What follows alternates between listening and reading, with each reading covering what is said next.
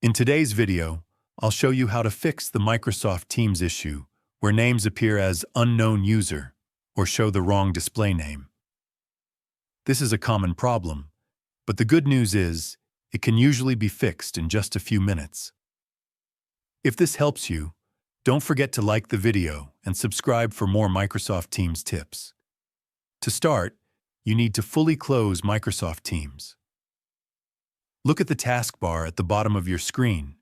If you don't see the Teams icon right away, click the small arrow to show hidden icons. Once you find the Microsoft Teams icon, right-click it and choose Quit. This step is important because it completely closes the app instead of leaving it running in the background. Next, we'll open the app settings. Press the Windows key on your keyboard to open the search bar. Type Apps and Features, then click the result that appears. This will open the settings page where all your installed applications are listed. Scroll through the list until you find Microsoft Teams. Click on it to expand the options, then select Advanced Options. This opens additional settings specifically for the Teams app. Scroll down until you see the Reset section. Click the Reset button, and when the confirmation message appears, click Reset again. This process clears corrupted cache files that can cause display name issues. In most cases, your chat history will remain intact.